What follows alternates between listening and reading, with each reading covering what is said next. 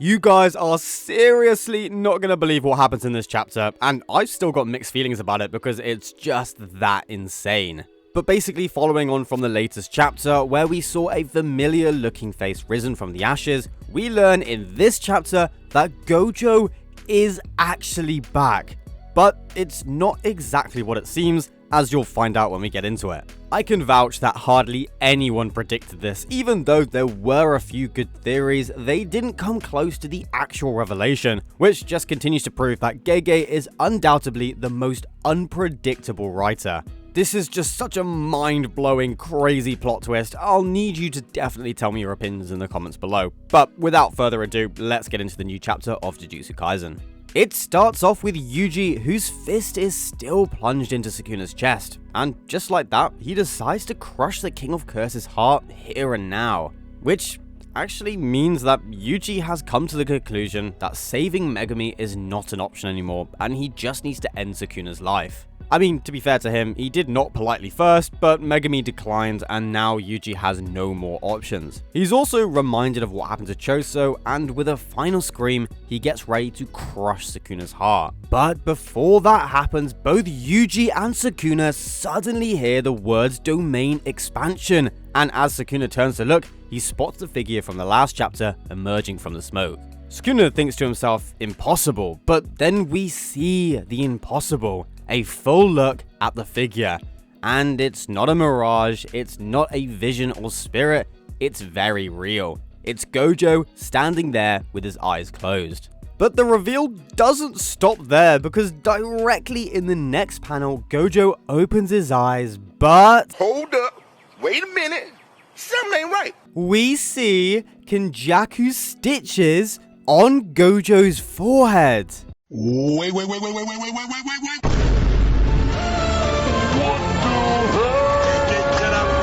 Holy sh**. When I first read this, my jaw was just on the floor, and it still is, even writing and recording this video. But the reveal isn't even over yet, because you'd probably expect that I'd start talking about it being Kenjaku right about now, but I'm not, because it's not actually Kenjaku, as you'll see in just a little bit. Sukuna is initially dumbfounded by the sudden appearance of Gojo, or whatever's inside Gojo, but then he laughs, realizing the true nature of what's going on, and he punches Yuji away, apologizing to the figure, saying he's sorry he underestimated him. And while he steps forward to face whoever is Gojo, he addresses them, stating he didn't expect that they were capable of going this far, and then he says the name Yuta Okotsu. Yuta is in Gojo's body. Watch out. Now, how is Yuta in Gojo's body, I hear you ask? Well, we're gonna find that out literally in the next page. But before we get into the rest of the chapter, if you're enjoying this video, please like and subscribe. It really helps my small channel grow. Also, I've made a Patreon and it's in the description below. Support me if you'd like.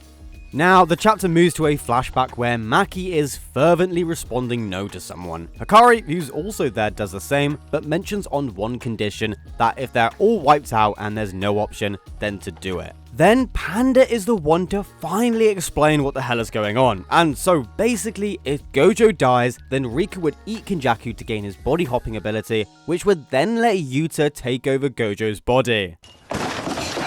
So it's not actually Kenjaku, but in fact Yuta copying Kenjaku's technique and actually entering Gojo's body. And I'm gonna need everyone to sign this form apologizing to Yuta just like Sukuna did, because I too had no idea Yuta was capable of making a decision like this. Now, there are quite a few unanswered questions, and they are explained in the next bit, so getting into it, Kusakabe asks why Yuta can't just eat Gojo and copy Limitless, but Shoko responds that you need the 6 eyes to use the Limitless. Then he asks again why not copy the 6 eyes, but like Shoko says, the 6 eyes are actually a physical attribute and not a technique, so Rika can't actually copy it. Then Maki asks that since Yuta can only use his copy technique when Rika is fully manifested, which only lasts 5 minutes, then what would happen when those 5 minutes are up? And Yuta just responds that he doesn't know. But Mei chimes in explaining that there are 3 possibilities. Number 1 is that Kenjaku's technique requires constant activation, so once the 5 minutes are up, he'll just die. The second is that Kenjaku's technique is intermittent, so it has to be activated regularly but not all the time, meaning he won't die straight away after the 5 minutes, but it will only be a matter of time. The third and the best case scenario is that Kenjaku's technique needs to only be activated once, and so Yuta will remain inside Gojo forever, continually being able to use the limitless technique. Mei also mentions that they'll probably end up having to get rid of Yuta's body if that's the case. Yuta then states that he's not against it as a final option, and he's still able to use copy in his domain without Rika fully being manifested, so he'll try that first. Which is what we saw when Yuta and Yuji both tag team Sukuna in his domain, and since that didn't work, his next option would then be the Gojo entering plan. Maki though, who clearly loves Yuta, is still very much against this idea. However, Yuta just states for everyone to listen and that he's getting kinda pissed off, which just surprises everyone. He then says it's what they should do no matter what. Kusekabe responds, sure, if they're only focusing on the plan as a whole, but they have to worry about how it'll affect him as a person. But Yuta, now getting more frustrated, asks them if they realize who they're fighting. They're fighting the strongest sorcerer of all time. If it means they have to throw away their humanity for a shot at winning, then they need to absolutely take it.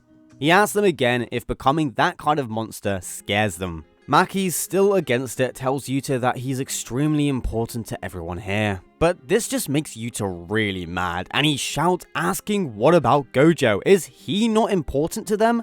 He then explains that they've always pushed the burden of being a monster onto him.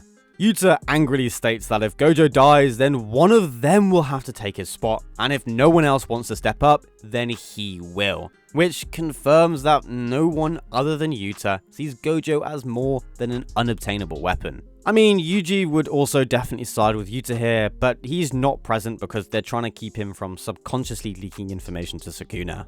The scene then switches to Yuta, who's still angry, asking Gojo himself if he can take over his body if he passes. And Gojo hilariously wonders why Yuta sounds pissed. Yuta asks him again if he doesn't mind, and Gojo responds that he doesn't really care since he doesn't plan on losing, but he is pissed that Shoko didn't even say anything against the idea. Again, reaffirming that everyone, including his own longtime peers, have such a disconnect to Gojo due to his insane levels of power. But then again, Gojo did kind of do this to himself, which is actually touched on in a few pages' time. Yuta then asked Gojo if it's true when he told him he was descended from the Sugawara clan, because he was told recently that he was a Fujiwara, which is in reference to when Uro, the Sky Girl, angrily blamed him for being similar to the Fujiwara. Gojo just responds that they are in fact distant relatives, and also questions the beef between those clans. Yuta then wonders if Uro was just confused, but Gojo states that they could both be right. And this basically puts the debate that Yuta is a Sugawara or a Fujiwara to rest. Basically, Gege saying that it doesn't matter, and all that really counts is that Gojo and Yuta are in fact related. Gojo comments though that since it could be both, Yuta might have been born even more blessed than himself, and he should take full advantage of that by first fixing that sloppy ghost energy control of his. And if you've been paying attention, you might have noticed that they're in the Jujutsu High headquarters and they've been walking towards the room with the higher ups to basically do you know what. Gojo and Yuta meet Maki Panda and Inumaki at the door, but he tells them to head back. However, they all refuse. Gojo then states that he can't order them to leave, but he'd rather not show his students something so gruesome. And I know he's trying to be a good mentor, but does he forget that Maki literally massacred the entire Zenon family? But moving on though, he then states that he's not even sure if doing this is the right thing. And even if he loses, if every higher up is dealt with, then Gakuganji will then be in charge, and this will prevent a repeat of what happened after the Shibuya incident.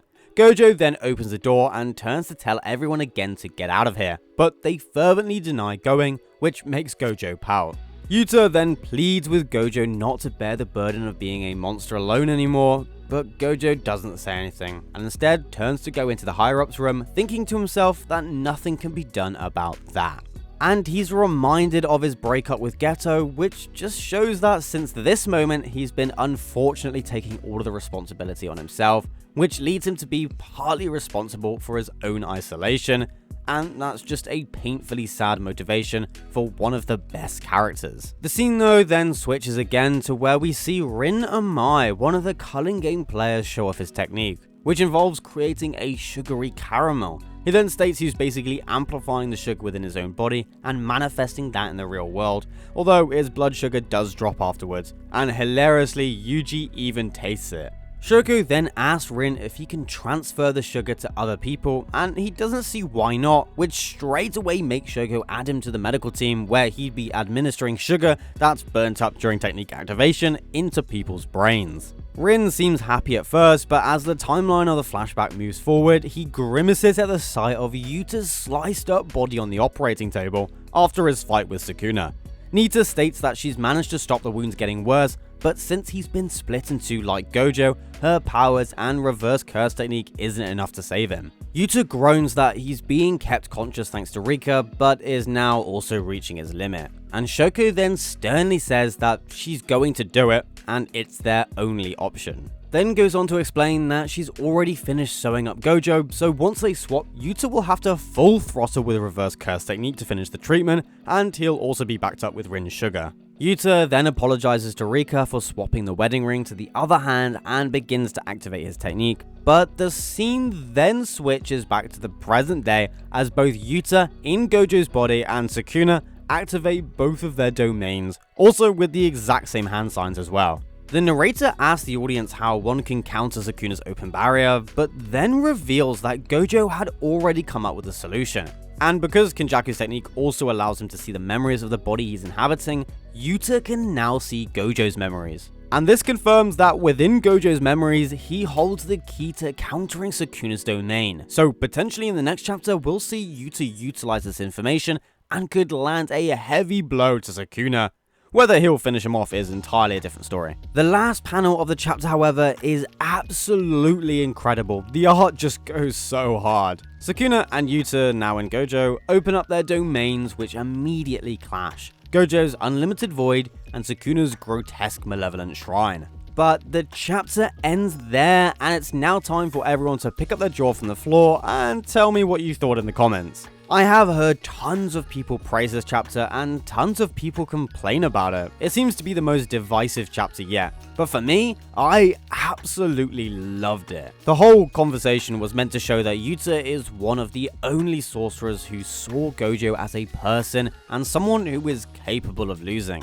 He saw the burden everyone placed on Gojo and didn't want him to be alone at the top. As macabre as it is, it's a moment that makes the audience feel how heavy and devastating the situation is that Yuta is willing to go through with a plan that everyone is against. And I agree, they are fighting the strongest sorcerer in the history of Jujutsu Kaisen. If they don't become monsters, they have no hope of defeating Sukuna, which is exactly what happened to a ton of them. Higuruma died because he wanted to be a sacrifice, and Kusakabe didn't have the passion to go up against Sukuna, so he also lost. It's a fight in which you do in fact have to throw away your humanity, and that's just what Yuta has done. Also, with Yuji having later potential that could equal Sukuna, I do wonder how far he will evolve in this fight, more than he already has. But anyway, we'll just have to find that out in the next chapter. It's now coming to the end of the video, and I just wanted to say thank you so much for watching. I'm so happy you stopped by. My channel is steadily growing and I'm amazed at the support I'm getting, and I also have a Patreon now, so feel free to support me however you like. The link will be in the description and I will shout out names at the end of each video. Thank you again, please like and subscribe, and I'll see you in the next video.